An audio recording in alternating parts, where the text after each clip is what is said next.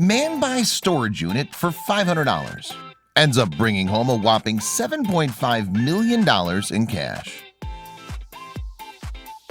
An unidentified man was in for the shock of his life when a storage unit worth $500 that he bought brought him a visit from the police, along with $7.5 million in cash.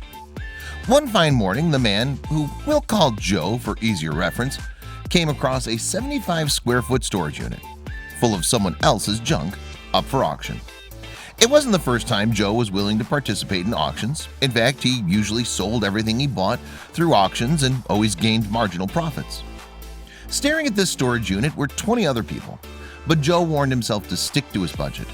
The bid started at $100 and Joe fixed his budget at $350, thinking that he would surely win the storage unit. In the end, he ended up paying $500 for it because he was at loggerheads with another woman who was equally interested in taking home the unit. After winning, Joe uninterestingly walked inside the unit, only to find old furniture, including an old chest of drawers and an old gray safe that was locked.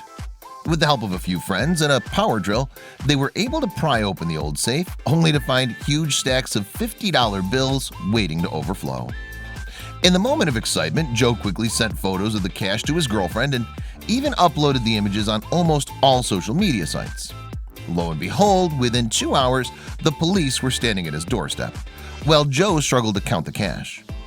Joe thought he had the right to claim the cash, but instead got in trouble because as soon as the original owner realized that someone had found his money, he hired top-notch lawyers to claim his bounty. The police, who were at his doorstep, were there to collect the cash, while Joe struggled to speak to the owner's lawyer. According to the lawyer, Joe had to return the money but could keep $600,000 as a finder's fee. Later, they upped the finder's fee to $1.2 million after Joe, who consulted his friends, dictated California law stating that once a unit sold, the original tenant loses rights to all contents within the unit. Like many, Joe began witnessing a silent battle within himself as the lawyer tried hard to lure him into accepting the terms. After all, he'd won the money fair and square. But he'd done absolutely nothing to earn it.